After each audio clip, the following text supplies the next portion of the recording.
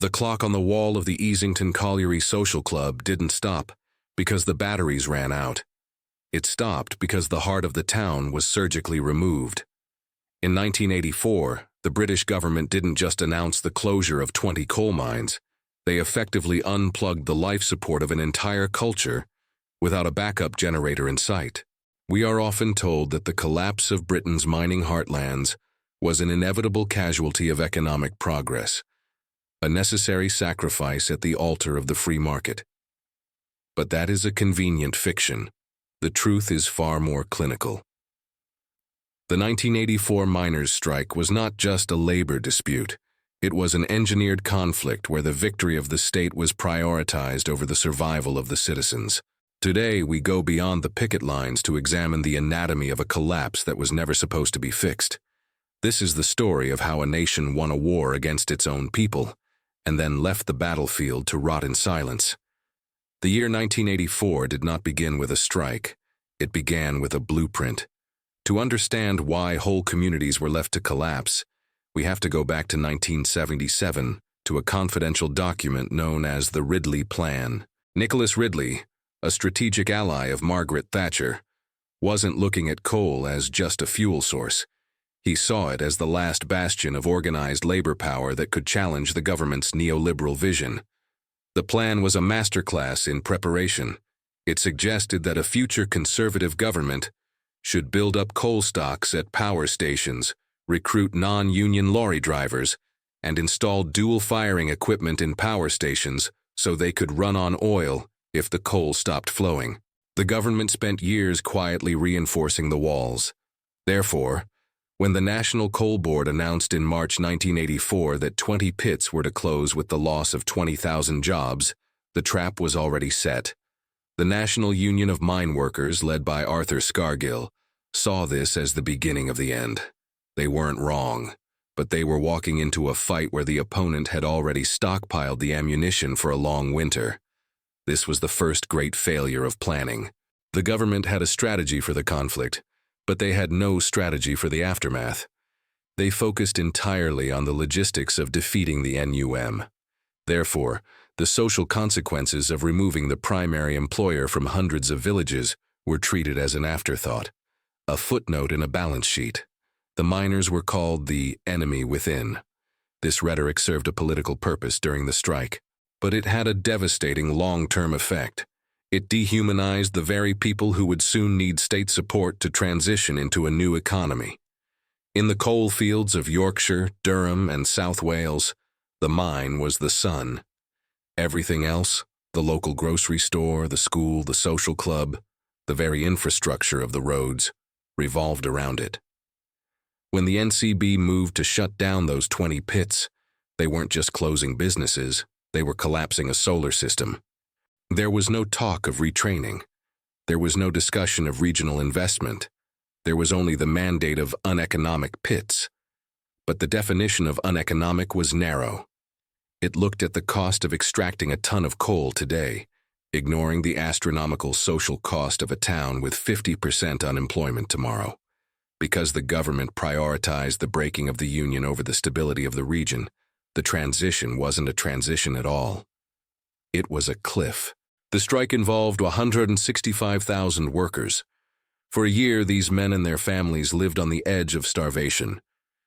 This is where the dance between context and conflict became most brutal. The context was a community fighting for its right to exist. The conflict was a state determined to prove that no union was too big to fail.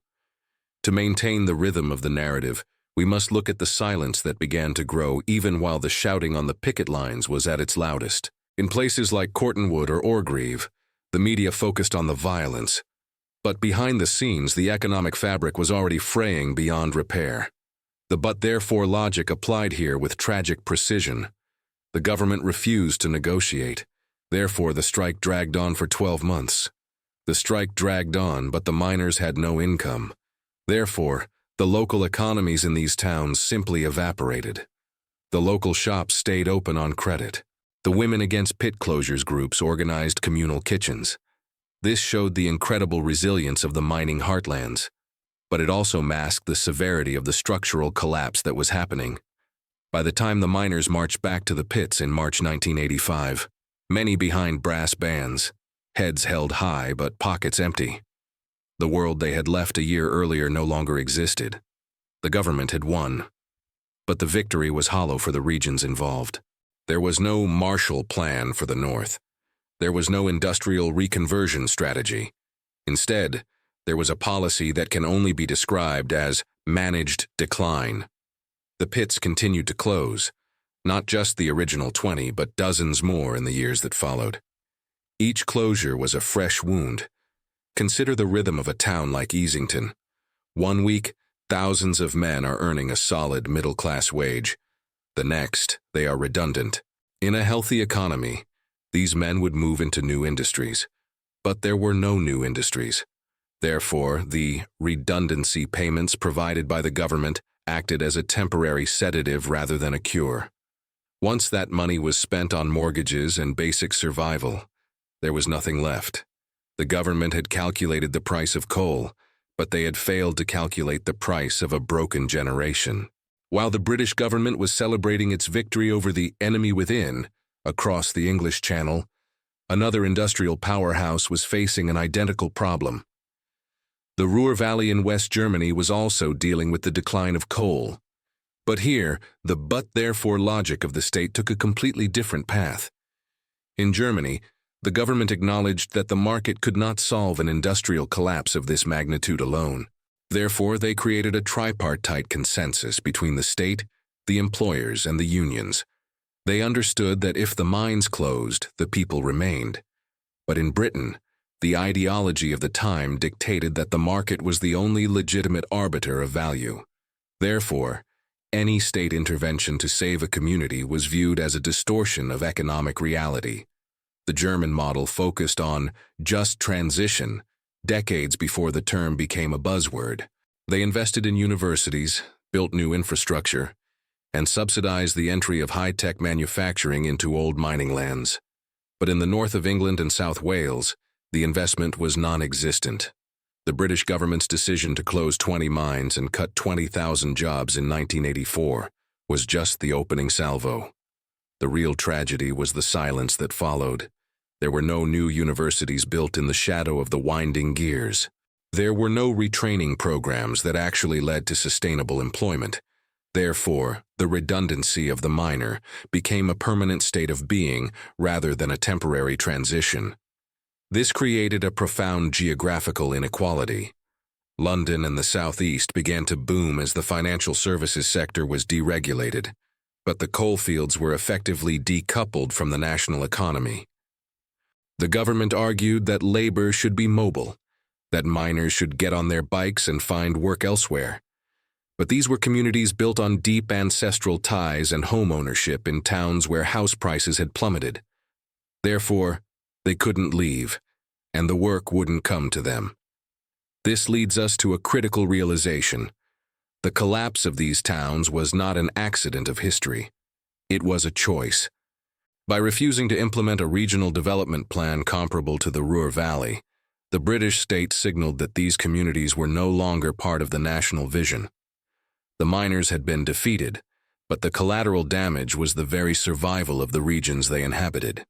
In the years following 1985, the government pointed to falling unemployment numbers as proof that their policies were working. But the reality on the ground in Durham, Yorkshire, and the valleys of Wales told a darker story. The unemployment figures were a mirage.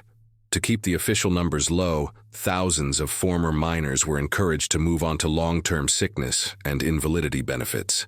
It was a cynical piece of accounting. By classifying a healthy man in his 40s as incapable of work due to minor industrial injuries, the state could hide the true scale of the industrial vacuum it had created. Therefore, a new social class was born, the economically inactive. These men weren't looking for work because the work didn't exist, and the state had given them a way to survive that didn't involve the humiliation of the weekly unemployment line. But this had a catastrophic effect on the male identity. In mining towns, masculinity was tied to the role of the provider and the physical exertion of the pit.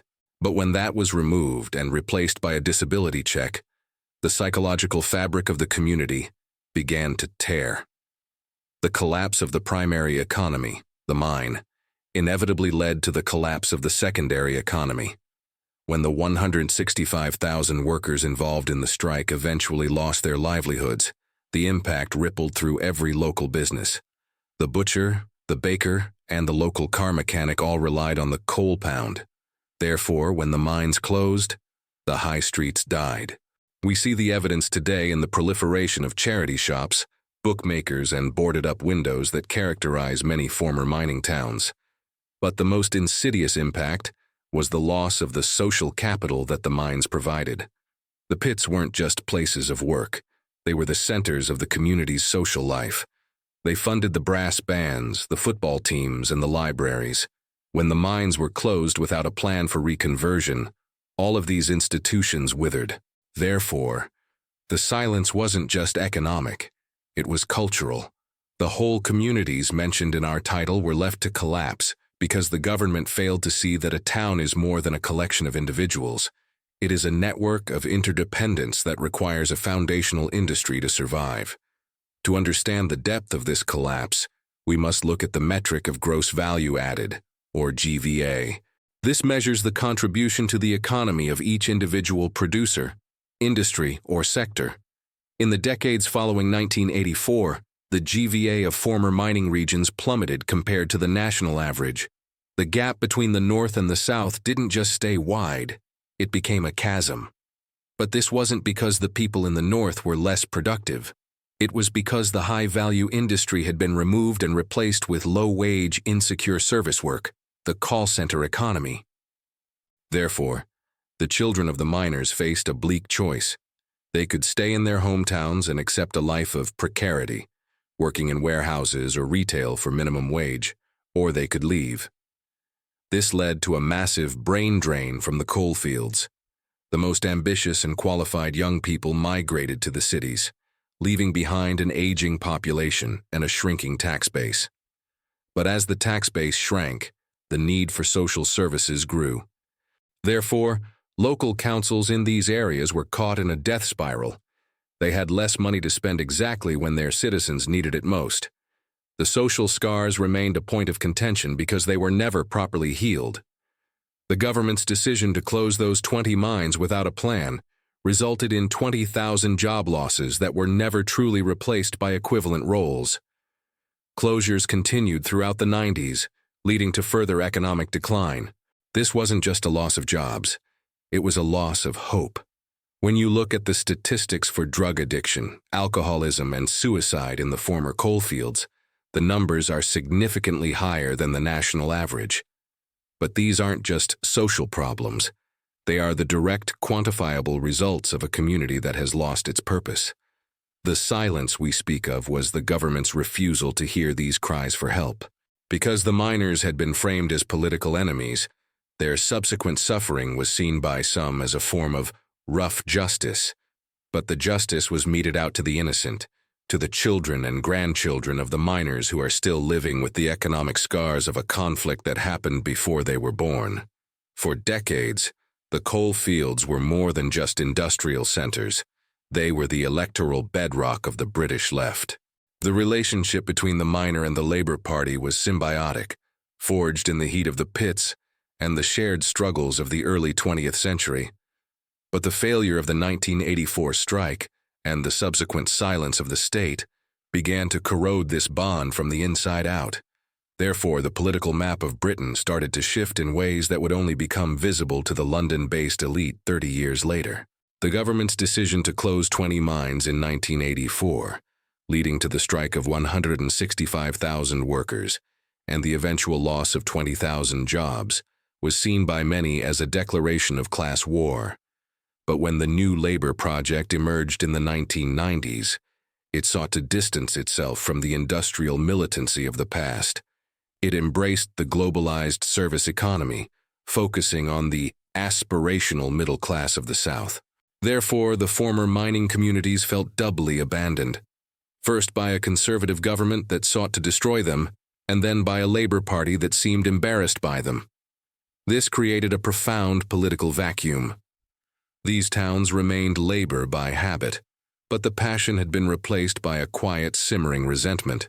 The residents saw their high streets decline and their children leave, while the national discourse focused on the success of the City of London. But the but-therefore logic of political decay is relentless. If the traditional representative of the working class stops speaking for the industrial heartlands, therefore the heartlands will eventually look for a new voice. This is the origin of what we now call the Red Wall phenomenon. The collapse of the mining communities in 1984 created a generational trauma that was passed down like a dark inheritance. By the time the 2016 Brexit referendum and the 2019 general election arrived, the silence had become a roar.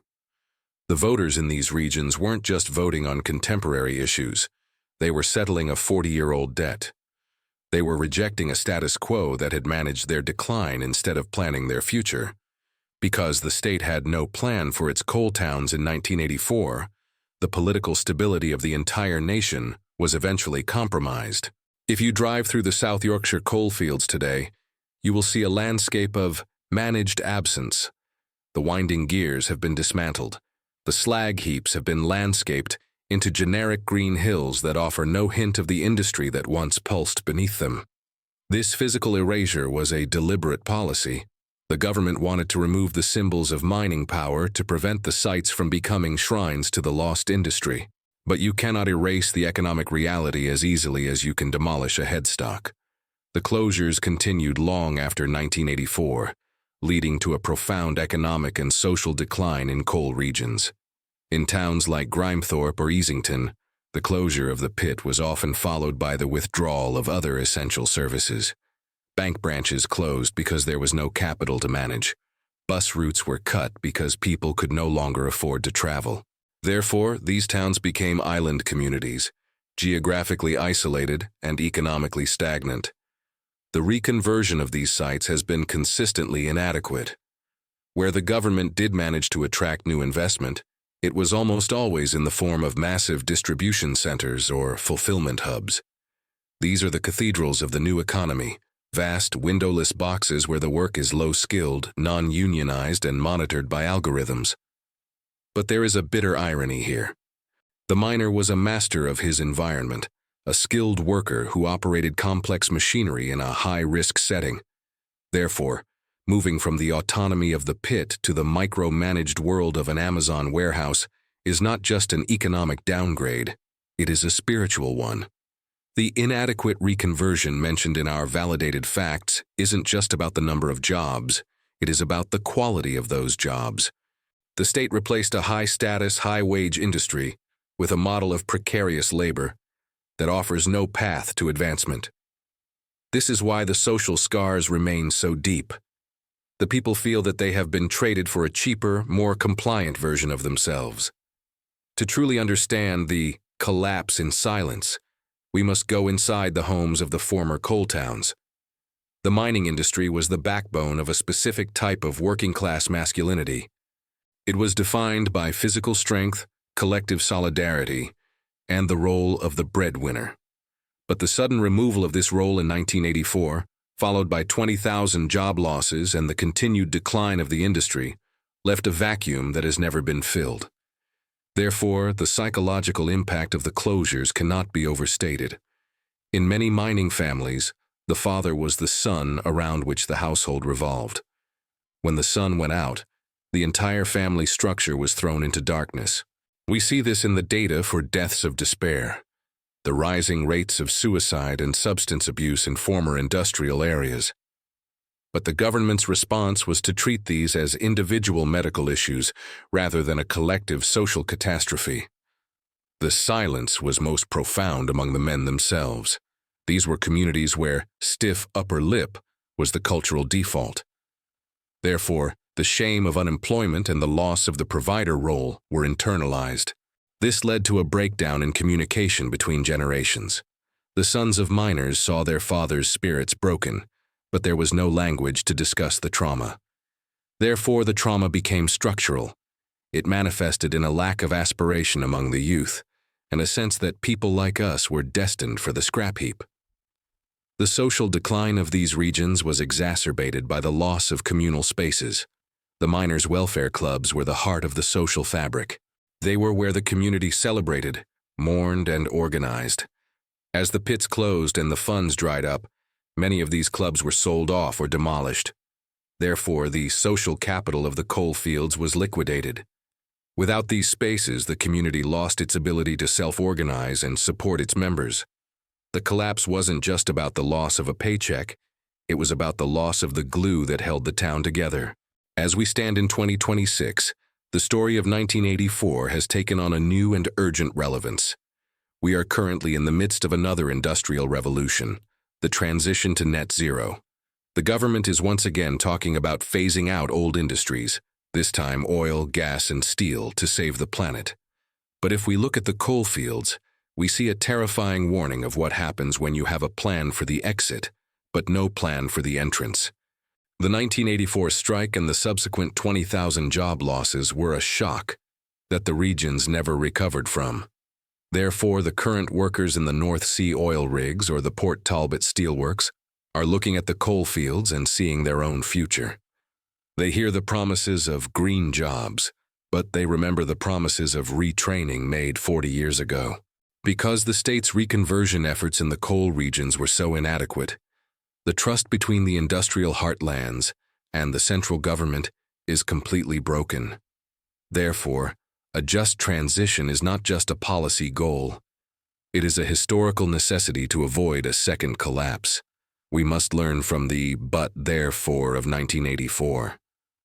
The government closed the pits, but they didn't build the factories. Therefore, the towns died. Today, the government wants to close the refineries, but unless they build the turbine plants and the battery gigafactories in those same communities, the result will be the same. This is the ultimate story lens through which we must view 1984. It wasn't just a moment in history, it was a blueprint for failure. The silence of the coalfields is a warning to every policymaker today. If you leave a community behind in the name of progress, that community will eventually become the biggest obstacle to that progress. The economic scars of 1984 are not just a point of contention, they are a physical barrier to the future. The story of the British coal towns is a story of a state that failed its most basic duty, the protection of its citizens from foreseeable harm. The government knew in 1984 that closing 20 mines would lead to devastation. They knew that the loss of 20,000 jobs in regions with no other industry would lead to a collapse. But they chose to proceed because the political goal, breaking the union, was more important than the social outcome. Therefore, the silence we have discussed was not an accident. It was a policy. By ignoring the economic and social decline that followed the closures, the state was able to avoid the cost of reconversion. They saved money on subsidies in the short term, but they created a long-term debt of social care, policing, and lost productivity that has cost the UK billions more in the long run. The legacy of 1984 is a divided Britain. It is a country where the productivity gap between regions is one of the highest in the developed world. But it doesn't have to be this way. The first step toward healing these scars is to acknowledge that the collapse was not inevitable. It was the result of a total absence of planning. Whole communities were left to collapse in silence because the government of the day saw them as a problem to be solved, rather than a people to be served. Today, as those communities continue to struggle with the consequences of inadequate reconversion, the least we can do is break that silence. We must document the facts, analyze the failures, and ensure that the next industrial transition does not leave another generation to rot in the shadows of a defunct industry. The miners' strike was a year-long conflict, but the war for the survival of the coal towns is a 40-year struggle that is still being fought today. To understand the full weight of the collapse in silence, one must look at a place like Easington Colliery in County Durham. In 1984, it was a town defined by its pulse, the rhythmic thud of the cages dropping into the earth. When the government announced the closure of the 20 mines, Easington was at the heart of the resistance. But today, the pulse is gone. The town exists in a state of post-industrial suspension. The data tells us that the closures led to long-term economic and social decline in coal regions. But the data doesn't show the rows of terrace houses sold for a pittance to absentee landlords. It doesn't show the local primary schools struggling with the fallout of multi-generational unemployment. Therefore, the inadequate reconversion isn't just a failure of economics, it's a failure of imagination. The state saw a mine as a hole in the ground to be filled, but they failed to see the community as a living organism that required a new heart. We have explored the Ridley Plan, the tactical attrition of the strike, and the comparative success of the German model. But the final lesson remains the same. Britain had no plan for its coal towns in 1984 because it didn't believe it needed one. It believed that if you removed the old, the new would simply grow in its place. Therefore, the silence that followed was the sound of that theory failing. As we look toward the future, the ghost of 1984 still haunts the British landscape. The 20,000 job losses were not just a statistic, they were the beginning of a 40-year fracture in the national identity. If we are to avoid repeating this history, we must start by listening to the silence. We must recognize that industrial transition is not an end state, but a continuous process of social responsibility. The winding gears may have stopped turning, but the story of the coal towns and our debt to them is far from over.